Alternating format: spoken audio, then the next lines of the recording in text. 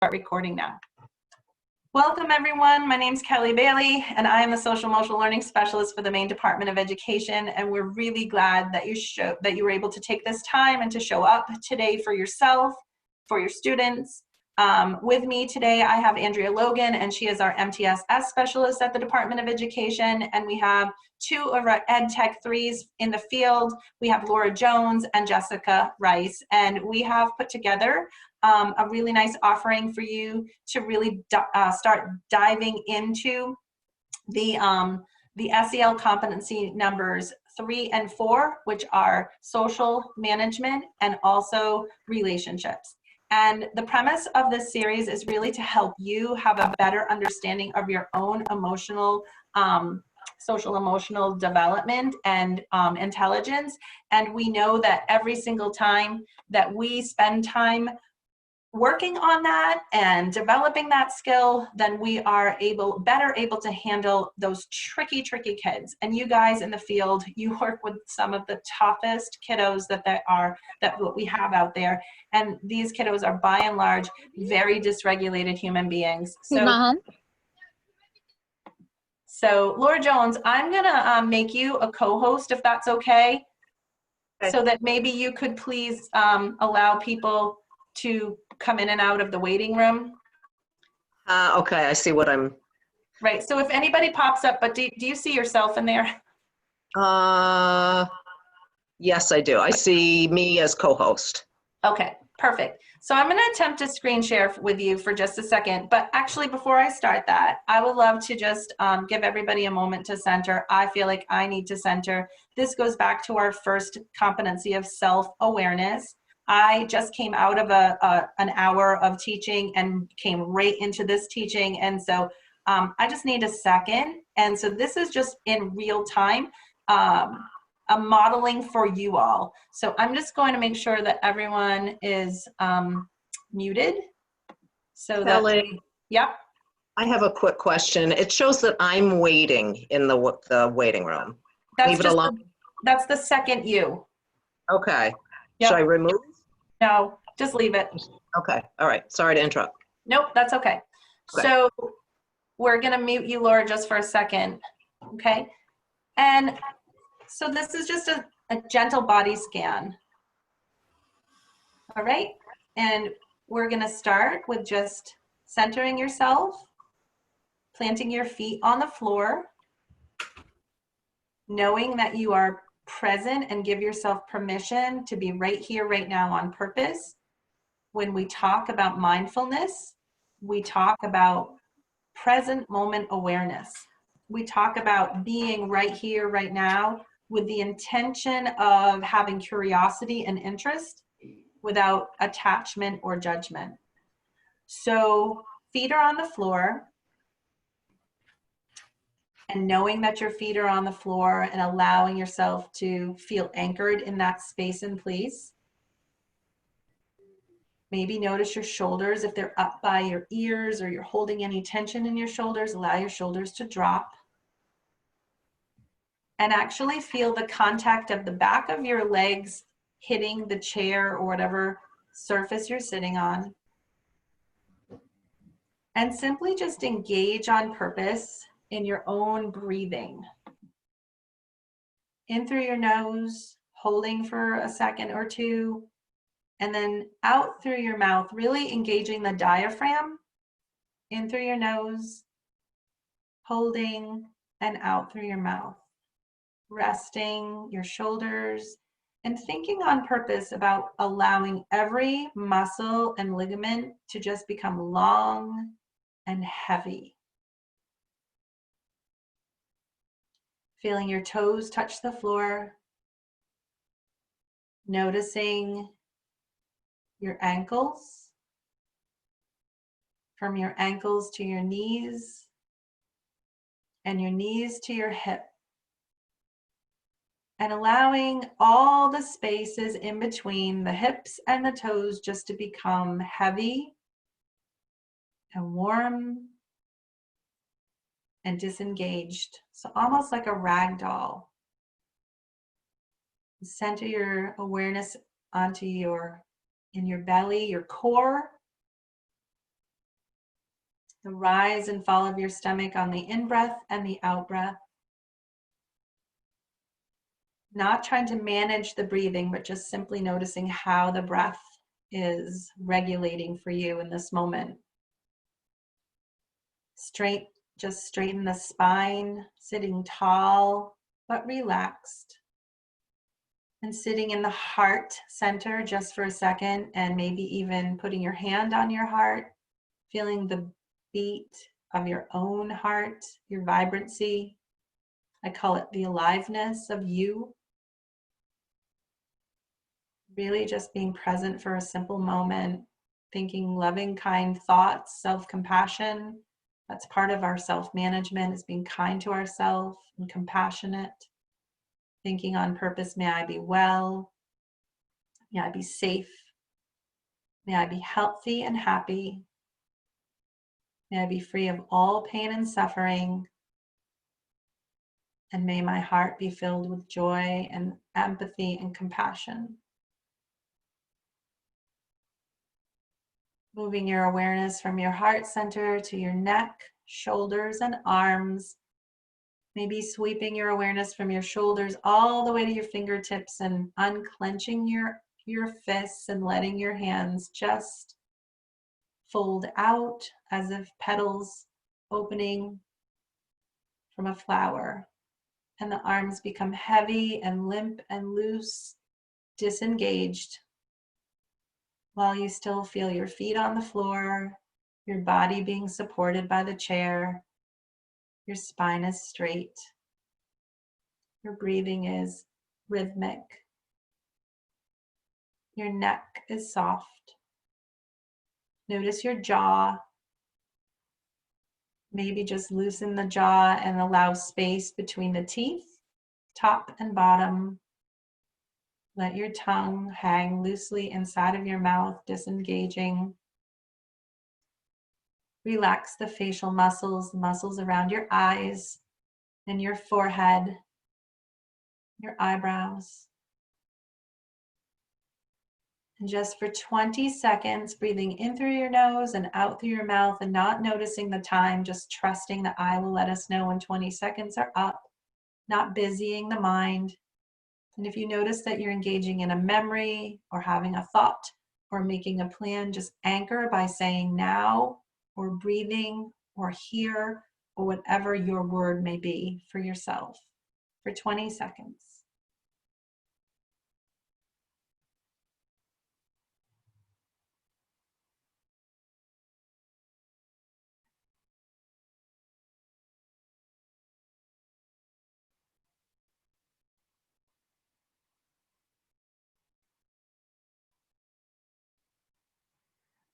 And then just slowly start bringing yourself back to this physical space by wiggling your toes, rolling your shoulders, maybe stretching, giving yourself an energy yawn.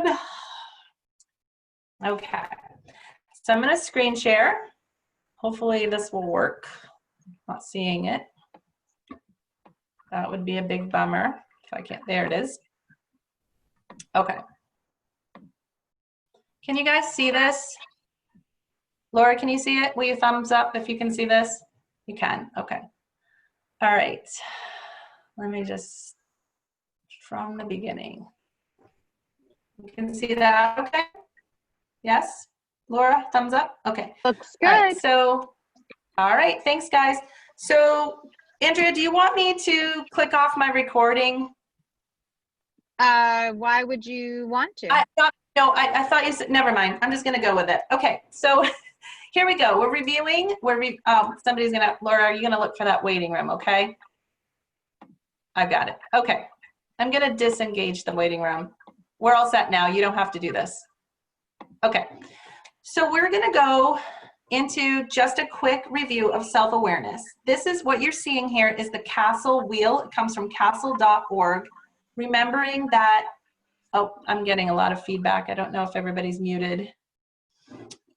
Remembering that the social emotional competencies begin with self-awareness, so right here, and basically self-awareness is really the accurate recognition of your own emotions, thoughts, and feelings, and then how those emotions, thoughts, and feelings will influence your behavior. assessing your strengths and your limitations. And really, this involves having a well-grounded sense of who you are. It's your agency, it's your self-efficacy, it's the ability to know, I am Kelly Bailey and this is who I am. And in order to be self-aware, we have to be able to take small moments to ask ourselves 2 questions. How am I feeling right in this moment? And where does that feeling live in my body? And is that feeling supporting my movement forward in my life with purpose and joy? Or is that feeling and is that sense holding me back? Remembering that emotions drive our attention and our attention will drive our learning. So when we have students who are in that automaticity place, or if we are in that place of automaticity and we don't recognize how we're feeling and we don't know or recognize that that feeling can then transfer to any student that we work with, that's when our work has to be practicing knowing where we are and how we're feeling and how that feeling is going to overflow or come out to another human being, our students included, or mostly our students really, and the people we love and our colleagues. This then is the framework in which we build our self-management skills. And our self-management is really our ability to regulate our emotions, our thoughts, and our behaviors. It's how we control our stress, how we manage our stress, how we control our impulses, and how we motivate ourselves, set goals, and achieve those goals. And this also encompasses our ability to be organized. We know that a lot of our kids that we work with lack this foundation, right? They really lack the ability. They're very dysregulated human beings. So we talked about reactivity versus responsivity. And let me see if I can. So right in the weeks past, we've talked about, that these kiddos over here, these are your responsive kids. These are kids that go with the flow. These are the kids who are hardwired for, prefrontal cortex engagement. These kids right here, these are reactive little guys. Know that a child who has a history of trauma or does not have good mechanisms for support will be more likely to be engaged as a reactive human being than a responsive human being. And of course, we can vacillate. Responsive people can also become reactive. But when we are hardwired in responsivity, so when the neurochemistry is supporting that, and I mean, serotonin, dopamine, and all of those endorphins that allow the motor cortex and the central nervous system to be regulated, then we can be responsive to anything that comes our way. But if we are, flooded with cortisol and norepinephrine and adrenaline in a toxic way that never gets to regulate or reset, then we're typically going to be more reactive than responsive in our approach to anything we do. So again, quick review, all emotions are okay. I'm never going to say, you'll never hear this team say that emotions are not healthy. All emotions are okay. It's just not okay to get mired or stuck in any one emotion that doesn't serve us in any good way, okay? Here's just, again, prefrontal cortex. This is where your critical thinking, executive function brain lives. This is where you do all of your big work, your memory, your thinking, your processing, your planning, responsible decision making, all of this stuff. We have to tap into this part of our brain. But when the amygdala, that little teeny tiny structure that's about the size of an almond, becomes activated, then we go into fight, flight, freeze, or submit. The neurochemistry of our body and our brain changes and shifts, and then we cannot make reasonable decisions. We can't communicate well because this is in charge, and we lose the capacity to problem solve and figure things out in a reasonable way. So remember, it's really critical for us to teach that brain base, right? We need to teach kids about the thinking brain. That's when Dr. Dan Siegel's hand-brain model is really useful. You can teach the kids about your prefrontal cortex, which is when we're calm, cool, and then when we flip our lid, that is when the amygdala takes over. So just a quick review for that. This also encompasses our central nervous system. We have 2 parts of our central nervous system that go together in an integrated bilateral way. The parasympathetic nervous system is what activates when we get into fight, flight, freeze. The sympathetic nervous system is what's activated when we're in calm and cool. So when the parasympathetic nervous system is activated by the amygdala and the neurochemistry changes, then we have increase in our saliva, our heartbeat, our chest. We can't breathe because we put everything up like this, and we breathe from the clavicular, right? We also have increased stimulation of bile, and we have to go to the bathroom. So we may have, these are your kids who don't feel good. The belly doesn't feel good. They have to get out of there. They want to go to the nurse. They're exit seeking, right? And that's not working for them. So this is when the sympathetic nervous system, we want this. So this is why breath breaks and things like breathing on purpose or mindful walking or mindful safaris, taking a moment to do a body scan to calm the central nervous system down. We want it all to work in a bilateral integrated way. So just red, yellow, green, just thinking about that danger versus safety. This is just, red. When we get into that red zone, or we think about it from the zones of regulation, those kids are when they are in red, think about that being red means amygdala is activated and that child is in survival. Yellow is when they're in that getting ready to be in that fight or flight. We are starting to get self-protection. And then the green is when you're calm and cool and relaxed and you can be socially engaged. You're resting and you're digesting, right? So that is what that's about, that red, green, yellow. Social awareness is where we're in right now. And this is a really, really important skill for our human beings to be able to develop, because this is the ability to take perspective of and empathize with other people. And this includes all human beings, people from diverse backgrounds and cultures, understanding the social and ethical norms for people from different cultures and communities, and understanding that some of these ethical norms may not align with the ethical norms that you know. So looking at that with curiosity and compassion rather than judgment. I'm thinking about our migrant community, our migrant workers, our children who, they have to hop from school to school because their parents go where their work is throughout the year. I'm talking about our immigrant community, our children who, are coming as refugees into our state. And we don't have a lot of them, but we have several. And we need to be mindful that we have to teach social awareness. And the biggest factor of understanding social awareness, or the biggest, skill set that we can do and to practice with our kids, is to be able to walk in other people's shoes. And that just means you are able to take the perspective. So I have this little video that I'd like to show you. I think it's only a few minutes, and it's just called Under the Surface. And when we work on perspective taking, this requires our ability to have empathy and compassion. And that's why we have to practice empathy and compassion for ourselves first.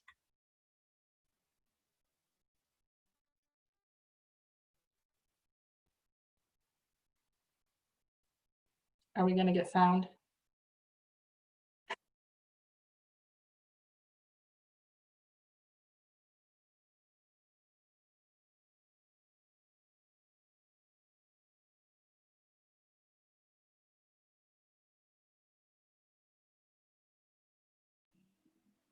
Kelly, I'm not hearing any sound. You're not.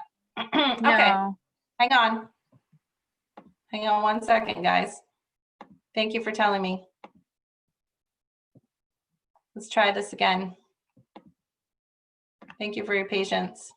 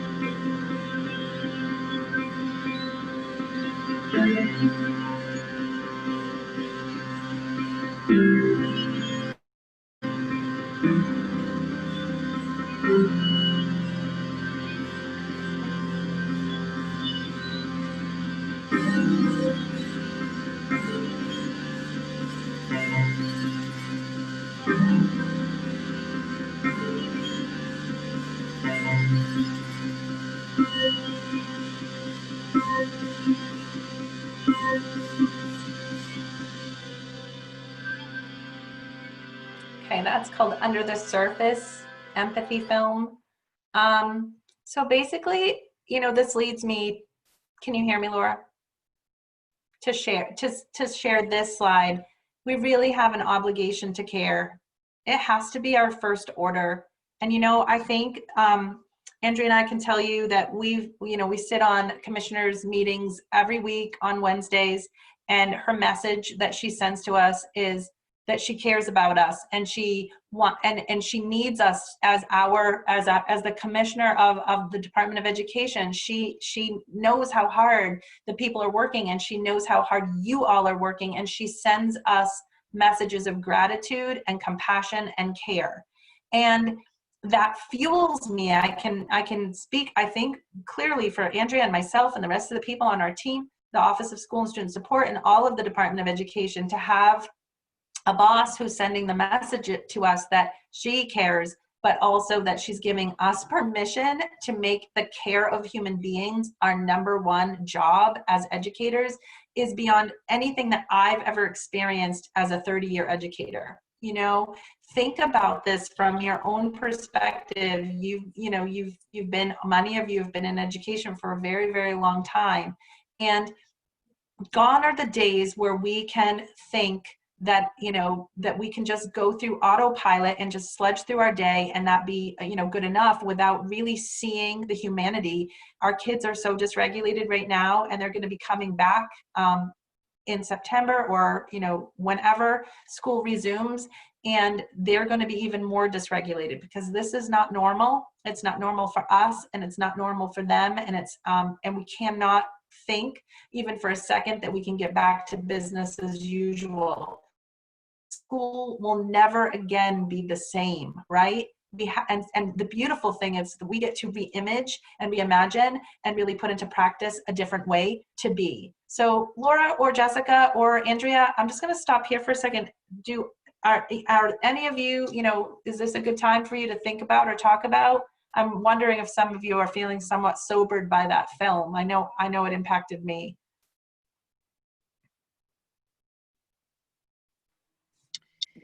Yeah. Oh, I just saw Laura go. Are we all going at the same time? Go ahead, Jess. Go ahead, Jess. Definitely had tears in my eyes. I was watching that because some of those stories are true stories of what I hear in my classroom, and I'm sure Laura and many of you all could attest to that. And I think especially with doing what I do within school suspension, I mean, you're, like you say, we're working with those kids that are the most dysregulated. And when they start to tell you their stories, there's no, like, this image is so perfect because all of a sudden you just start to see them as a person with feelings and with experiences and how they're trying to deal with their lives and the issues that they have. And we just have such they don't care what you know until they know you care. That's that old adage, right? So I'll go ahead, Laura or Andrea, if you wanted to add to that. Andrea, do you want to say anything? Okay, and I've said this before, thinking about when any of us are dysregulated and the hormones that are coursing through our body, the cortisol, the norepinephrine, the adrenaline, and really and truly the only, well, I don't know if it's the only, but one of the most powerful hormones that will counterbalance all of those stress hormones is oxytocin. And oxytocin is only released in relationship, in a trusting, caring relationship. So if we have any ability to trigger the release of oxytocin in our relationships with other human beings, we're obligated, we have to, because that's how we're wired. That's how we're designed, is to be in a not but involved in trusting, caring relationships. And I think especially as ed techs, that's our responsibility. I would add on to that because, linguistically speaking and neurolinguistically speaking, one of the challenges of communication is understanding how someone else's perceptual filters modifies the message that you're trying to send. And that in order for us to really show that we are attempting to walk and to communicate within someone else's shoes is when we take the time to speak and act in a way that shows that we are receptive to their body and their brain's makeup and not necessarily ours, because it's more like that platinum rule, treat others how you want to be treated. I often challenge that notion just a little bit, because I often wonder if it's more treat others how they want to be treated. And in order to be able to do that, you have to be willing to see them as that individual and see who they are and speak and act in a way that's going to reach them through their perceptual filters. Yeah, and I that's really a great point, and I think it just wraps it all up beautifully and ties it in a beautiful red bow. That, I think that administrators, districts across our state are going to be very much in favor of adopting social emotional learning benchmarks for their kids. And you're going to, most of you, we've just been inundated at the Department of Education with administrators and district requesting, how do we do this? How do we, how do we put this into practice? And so just know that that's what we're busy doing up there, is really getting the professional development ready for administrators. And it's very heartening for me to hear, and for our team to hear and to know that schools want to embrace a trauma-informed best practice. Compassion and care, when we think about trauma-informed, it's about being careful and teaching with love and compassion and perspective. And that's not just for people who have had trauma. That's what's best for all human beings, because all of us thrive when we feel safe, connected, and loved. And if we, Laura was saying that oxytocin is something that we get when we feel connected, and we are hardwired for right connection, but we will find connections other ways, and we will get release of oxytocin and other we'll get serotonin and endorphins that help us feel. Even if we don't get it through right connection, we'll get it through the connection that we can.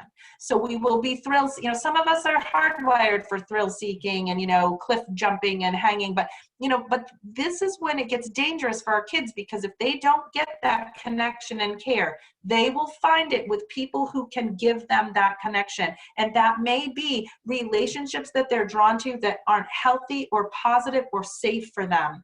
And that these may be relationships that lead them down paths of destruction: drugs, alcohol, unsafe sex, school to prison pipeline. This is where we lose our kids. This is how we lose these children, because we don't see them and take the time to connect with them as human beings rather than human doings. And we, as ed techs, you have the most important job, because these are the kids who, have already demonstrated through the lens of what academia says that they can't do it in the classroom without support. So now they have to have support in the classroom, or we need to have you're taking them out in small groups, and those tiers of interventions. You get to do this differently. And we're giving you permission. Our commissioner is giving you permission. Your administrators are they're going to start jumping on this bandwagon to teach with love and kindness and compassion. That doesn't mean that everything goes. It doesn't mean you throw out the water with the baby, or whatever that metaphor is. You don't throw out the bathwater, but you say, like Jessica said last week, when you're hitting opposition and you see posturing or you're seeing non-compliance, you say, hey, what's going on? We don't plow through it, and we don't teach with force and with punitive nature. If you don't do this, then you're not going to get your whatever, your points, and you're not, Jessica, what did you say? You said they don't care. How did you say that? They don't care what you know unless they know you care. Is that what you said? I just read that earlier today. So it's a beautiful phrase. They don't care what you know unless they know you care. And so that goes back to the neuro brain. That goes back to what Laura was talking about. That goes back to relationships, connection.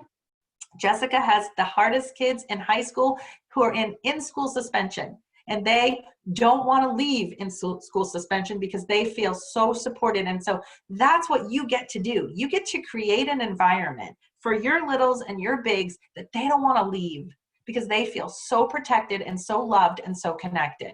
And they will be motivated to do hard things, to do tricky things, if they feel that they'll be okay whether they succeed or fail, right? Because it won't matter. Failing will not be a failure. It will be, hey, that didn't work. How can we do it differently? But as soon as you change that neurochemistry of that kid's brain, and the body becomes safe, then the sky's the limit. We can teach them pretty much anything, right? Okay, so there's that. So it begins with our ability to really develop our own self-awareness skills. And how do we do that? How do we develop our own self-awareness skills? By taking small moments throughout our day, and we have the opportunity to practice that right now by asking ourselves those questions. Hey, Kelly, how do you feel right this minute? Or stopping in the moment of, I'm so frustrated, and saying, instead of I am frustrated, I feel frustrated. And not attachment to the emotion, and not staying stuck in that emotion. So I say, I'm feeling frustrated. It doesn't really matter why I'm feeling frustrated. I do not have to delve into the why. So don't get stuck when you're with yourself by saying, why am I feeling like this? I wonder why I'm feeling like this. What happened that made me? It doesn't matter. It just matters that I am feeling that way.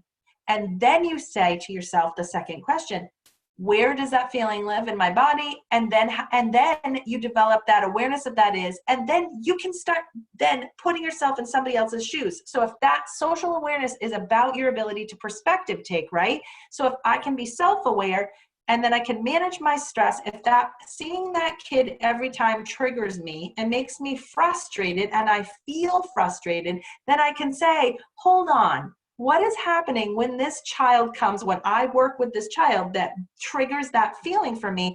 And can I say for a second, I wonder what it's like to be that kid. I wonder if that kid, we don't know. Sometimes we do know.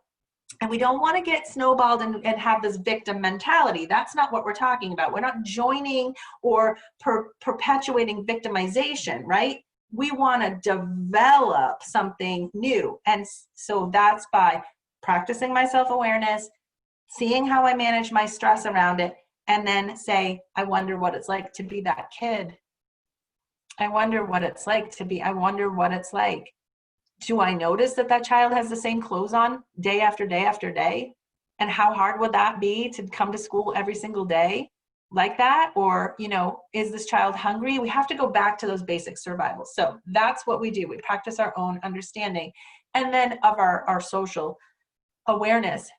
In order to do this, we have to really delve into our own biases. We have to know whether we're experiencing some explicit biases or some implicit bias. And explicit bias is really expressed right directly. We are aware of our bias. If we say something, our conscience, alerts us that that wasn't the right thing to say, or we feel bad about that. So that's a conscious operation. An example here, women who are mothers are not serious about their research. That's an outward bias. And an implicit bias is expressed indirectly, and we are unaware of the bias. It operates in the realm of subconsciousness. So, example, not promoting women with families or not inviting them on research collaborations. That may be that person. This is really more of a corporate thing. What I'm talking about is, I'm trying to be really careful, but I'm talking about what is your biases about children who come from poverty? What is your bias about the child who doesn't come to school 3 days in a row because their families are migrant workers? What is your biases about people of color? What are your implicit biases? When I have Decca DeLocke and Amelia Lyons, they're part of our team. They work with migrant and homeless folks, and also, helping with family and cultural relationships and responsiveness to our culture. Sometimes we don't even know that we're holding on to biases until it gets pointed out to us. And it's our obligation to learn. That's what our social consciousness is about, is not just going through the automaticity. When you see somebody come into your classroom who's maybe not well kept, or has dirty hair, or they have sneakers that have blowouts in them, or whatever, how does that shape the way you perceive them as human beings? Do you look at them with compassion and kindness and care, or does it trigger feelings of pushing them away? What does it do? And really self-reflecting that is important. It doesn't mean we're bad people. It just might mean that's how you were raised, or those were the conditions that you were taught under.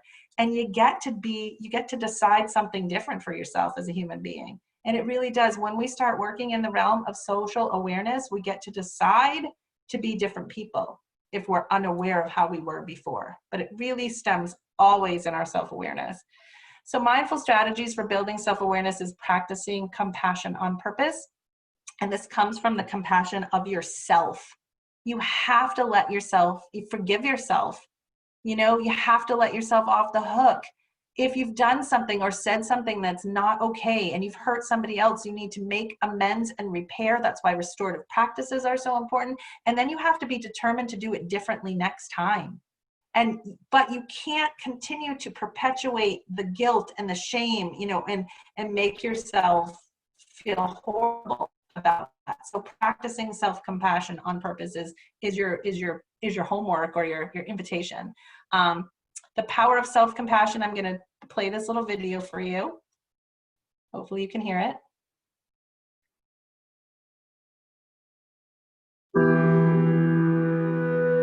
Hi, Kaz. Hi, Shelley.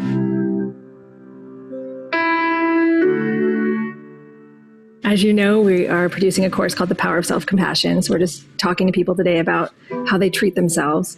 Do you have a critical voice? And if so, what do you find it saying to you? I definitely have a critical voice. I think everybody does. And I think they all start from when you're a kid. So, I think all the things that my parents said, I hear, but it's normally about not doing a good job. It's constantly stopping me as I try to complete thoughts or try to make steps forward. It's a voice that always tells me that I'm not enough, or that I need to do better, or that there's something about me that I have to change. When you fail or make a mistake, what types of things run through your mind? I'm not worthy. Everybody's going to see my mistake. Nobody else makes mistakes like I do. You're stupid. I can't believe you forgot something easy. This was basic. Why are you having so much trouble doing something so simple? People don't want me around, that I'm uninteresting, boring, and or just too weird for people's company. It says that I should have done better, and sometimes it says mean words about myself. It's probably the loudest thing that's usually coming through my head before anything else, is at least ringing that failure over and over again. And let me give you a scenario where a friend of yours comes to you, has made a mistake, and what would you say to that friend? Well, the first thing I would tell them that it's okay. You don't need to feel all the weight of this. Most likely you're holding on to this more tightly than anybody else. This in no way, reflects your character or reflects your ability to do something. Definitely a lot kinder to my friends than I am to myself.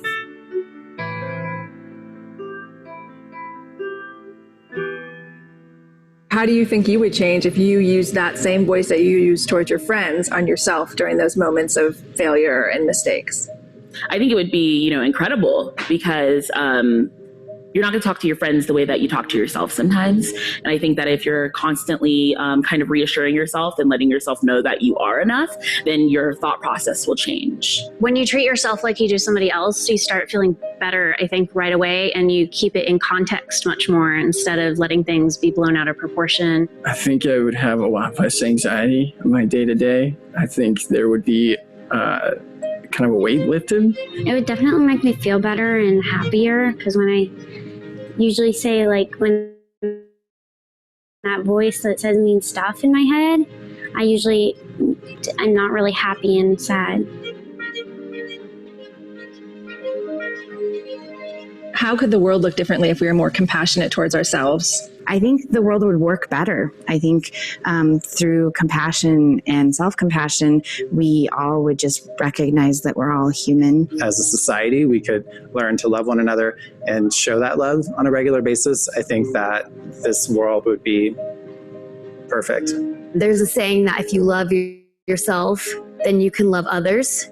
Well, sometimes I believe it goes in the reverse, and that if you can show that compassion that you show to others and bring it into yourself, I think that's where true growth can happen. I think it would be magical. That's really the only word for it. Magical to be able to reflect on ourselves from a place of love rather than criticism.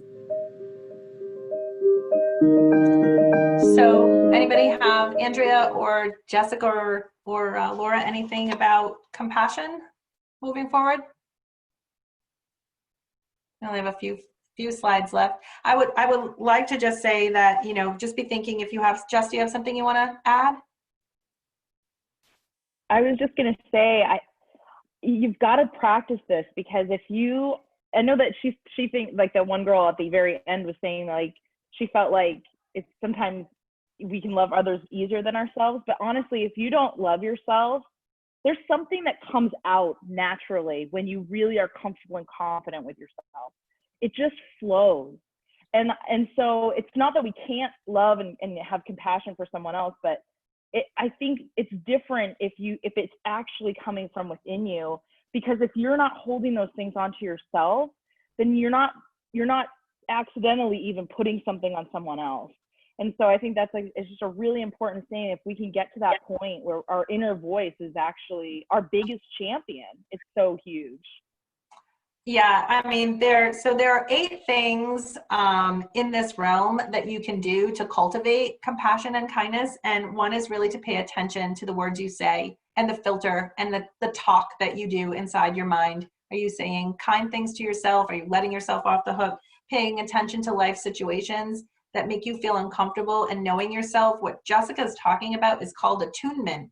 It's that inner light. It's that inner, and we do so many things because we're worried or scared of other people's judgment, but really we are the worst judge upon our own self. Think about how many times you look in the mirror and you judge your face or your body or your hair for the day, and all that does is away your confidence. And if we don't feel confident, then we in a space of unawareness, we withdraw, we go within. And that's what you see from these kiddos who just are beaten down by things their parents say or things that people their friends say to them, and then they adopt it and take and own it, and they let the lies of other people define who they are. And we've all been there. We've all either experienced this as human beings in the past, or we have been guilty of saying these sorts of things, or we have witnessed and seen people treat other people poorly. So pay attention to life situations and notice when you're uncomfortable. Also pay attention to the actions and behaviors of other people and ask yourself, is this okay? Does this really feel okay? And teach kids, teach them loving kindness, teach compassion and empathy. Other countries, this is what they do. They teach this as a core skill. And when children are, born, they teach them, they just celebrate their aliveness, how beautiful it is that you made it, you survived, you're here. Be responsible for what you say and do. Allow kindness and compassion to cultivate within you. Say things like, when you get up in the morning and you're brushing your teeth and you look inside your own eyes, I really care about you and I'm going to be kind to you today. You actually have an intentionality to be nice to yourself. And when you can cultivate niceness, you can cultivate kindness to yourself, like Jessica said, then people see that. I remember walking down the hallway one day in a school, and I've practiced this. This has been part of who I am for a really long time. And when I get to work, I'm happy to be there, and I'm happy that children they see me and Mrs. Bailey, and and I'm smiling and I'm showing them that I care about them. And I remember a human being walking by me, an adult, who said, with her eyes rolled in the back of her head, Mrs. Bailey, why are you always smiling? Why do you always look like that? Why do you always have a smile on your face? Can you really be that happy all the time? It's a choice. It's a choice that I personally make to be glad that I am alive and not to get mired. It doesn't mean I don't feel stress, but when I do feel stress, I have strategies to take care of that stress. I don't get mired in the stress, and I have other supports that I will lean on, that I won't, just let the stress take control. So allowance, noticing your body, and listening on purpose, holding space for one another. People have asked me before, when I say let's hold space for each other, that's a strategy to cultivate kindness. It's not just plowing through because you have something that you need to get. If somebody needs to talk about it, let them talk and listen with purpose of actually hearing what they're saying, not listening with the intention of what am I going to say in response. Because oftentimes we miss that, right?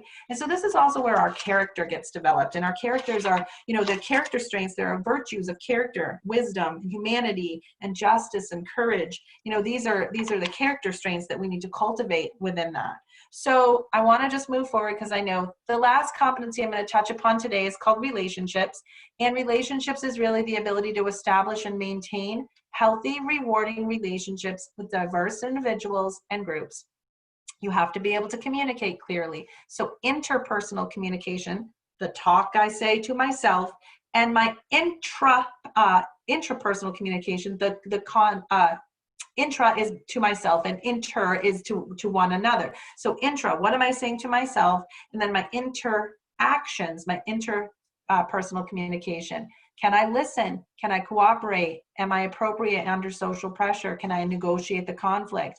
And all of that means that, like Laura says, and it's so important, we have to have cortisol, to be dim, and we need to have the oxytocin to be high. So when we're out of balance with that. So I have one last little slide. I think it's 2 minutes, but it really hits it home for us. Thank you for being patient. 3 minutes and 40 seconds, sorry. You had so much to offer yesterday. You okay? I'm tired. So what's going on? Strong relationships are central to the learning process. What the science of learning and development tells us is that we need to create learning environments which allow for strong long-term relationships for children to become attached to school and to the adults and other children in it.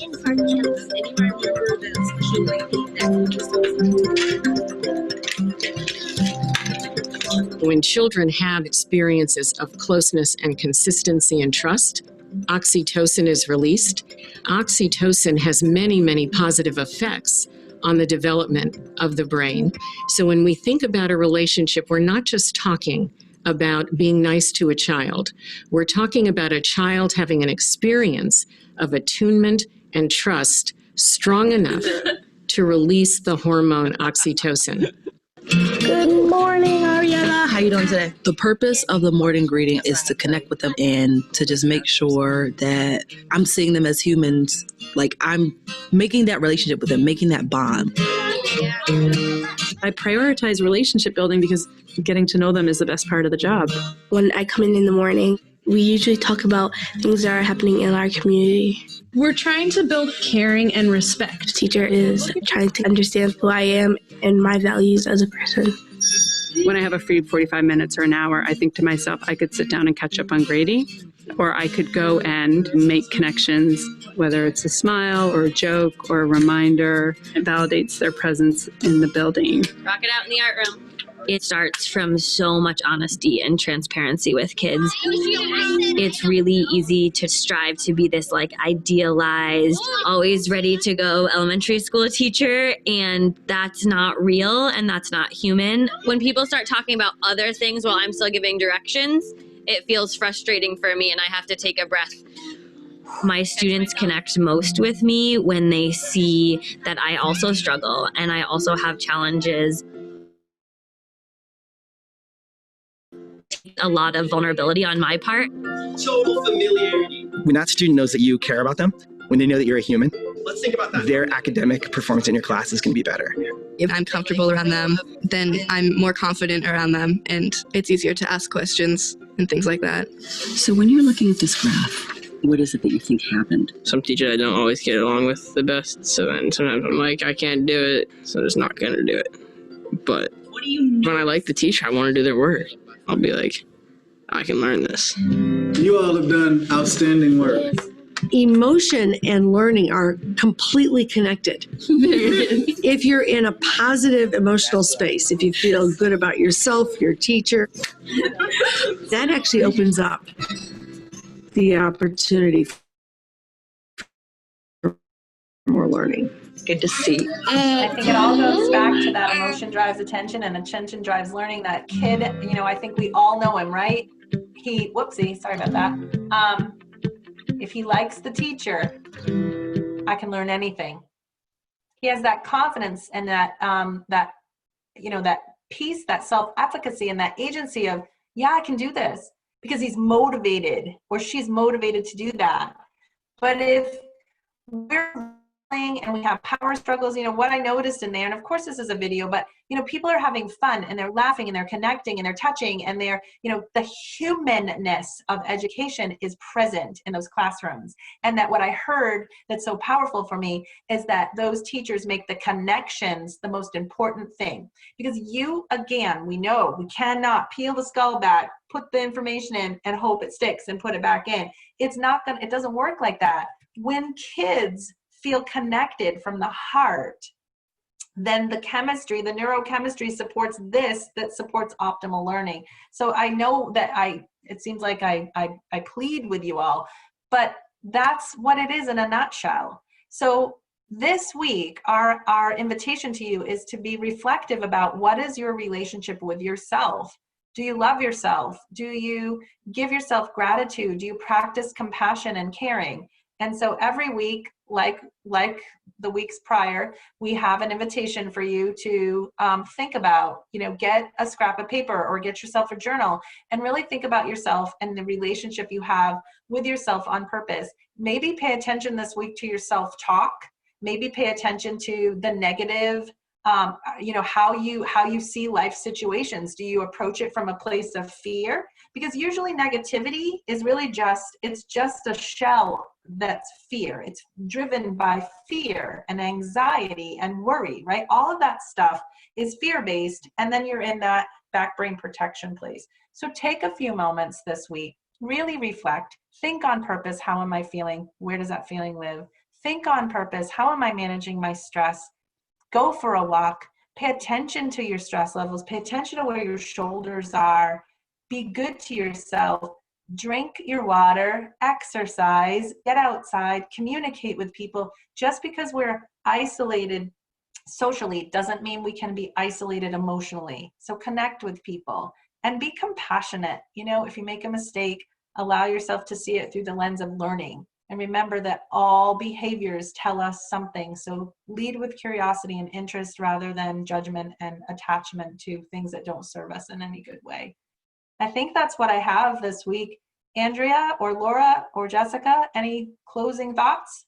Kelly, I just had a thought, and when we were talking about self-love, positivity, compassion, kindness, all of that internal stuff perpetuates more of it within ourselves.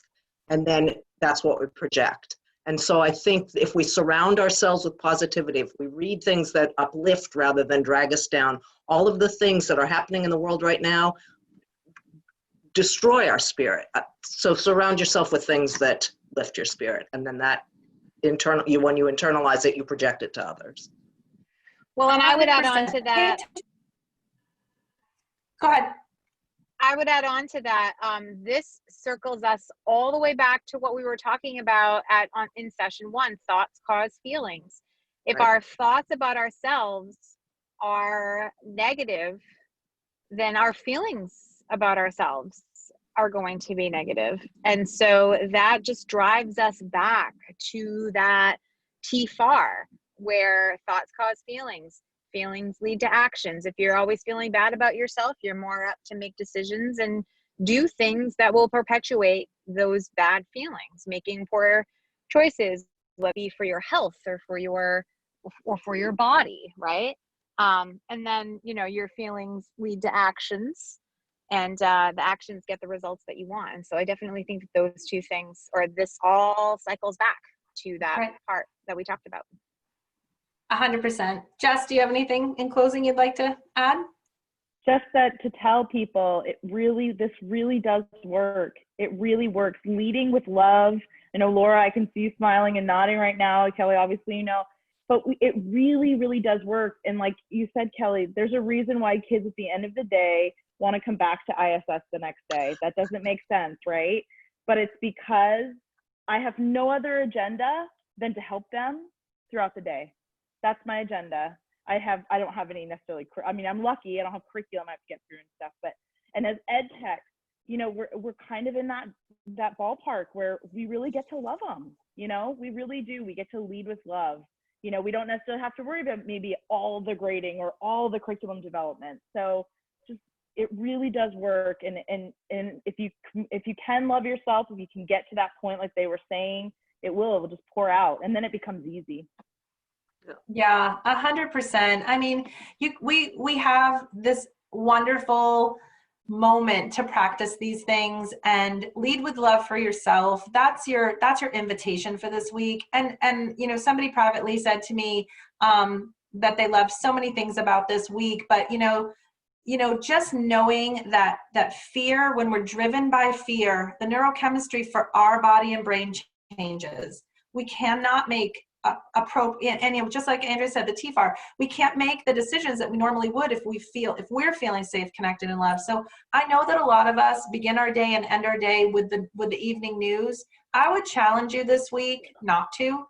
I would challenge you this week to take your cup of coffee and go out on your, go just open your door and listen to the birds, be aware of, the sunshine, step away from the news. It's very insightful.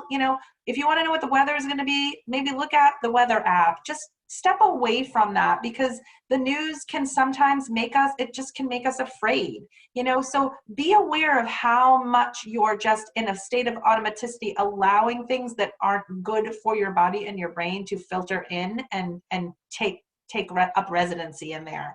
And if you're working with students this week, if you are, let them know that you're working on your social emotional intelligence. Let them know what that is. Tell them, I'm practicing some new things. I'm learning some new things about myself. Even, I'm 52 years old. I learn something new every single day. I was not born like this. I was born, just like you, with a family and with these situations. And, it's okay to learn new things, and it's okay to teach them. I loved that teacher who said this: when people are talking, when I'm giving instruction, it makes me feel frustrated. She had two choices. She could have said, I'm really frustrated with you guys. Nobody's listening. Nobody's paying attention. Nobody's giving me any respect. And I'm just going to wait. I'm going to wait. She could have had, moved with that place of urgency, but she made a choice, a conscious, socially aware choice to say, when people are talking, I feel frustrated. And I would even add on to that, I'm wondering if other people feel frustrated too. And so can we all take a moment just to breathe on purpose and get ourselves back on track? That's so much more beneficial, because you're not telling people they're bad because they're talking, or they're, hey, it's a little loud in here. It's making me feel frustrated or making me feel uncomfortable. So use that language with your kids. And when you model those sorts of things, kids are more apt to do the same. It's 3:14. My colleague needs to hop on this Zoom and start her yoga time. If anybody's interested in doing yoga at 3:30 with Christina Stade, you can get on the Brain Based. It's an open invitation. You can find the link on the Maine DOE resources for teachers and educators and support staff. She does a very lovely yoga, simple stretching. And if you don't want to do yoga, but you would like to sit and listen to her beautiful voice and watch beautiful pictures, it's a very soothing way to end your day. She does it Tuesday, Wednesday, and Thursday. I hope you're all getting something from this. I'm seeing your private messages. I really appreciate all of your gratitude that you're sending this way. Andrea, I know that she'll be busy just kind of reviewing this and modifying whatever she needs to do. And we appreciate, Andrea, thank you for doing that. And we'll see you next week. Kelly, did you want me to speak a little bit about certificates and recordings just to put minds at ease? I did that this morning, but you certainly could, I did that at the start, but you could reiterate it just to let folks know what's happening. Okay, so recordings will be posted at the end of the series. So you can expect all 4 recordings to be available on the website where you registered by the end of the day next Friday. So that's one item about the recordings. The system that I had put into place for multi-tiered systems of supports training using Google Docs, I have been told that I am not allowed to do moving forward. For certificates, she's talking about for certificates. Yeah, for certificates. So I am now having to go back to the drawing board, but we will make sure that everybody that registered for the SEL training gets certificates. So not to worry, we are working on it, but that's coming. No need to email, no need to email or worry or ask questions. Promise you, we will get you a certificate and you can write in 4 hours. Promise, we promise, or 4.5 or 5, 20,000, whatever you want to do. No, really 4. So that will be available also, Andrea, at the end of the series, correct? Correct. We'll have all those answers worked out by the end of the series. Great. So we promise we'll have that. And same time, same place next week. We'll have our little celebration. Thank you so much. Everyone be well, safe, happy, healthy. Thank you. We appreciate everything you do for kids very, very much. Bye-bye, guys.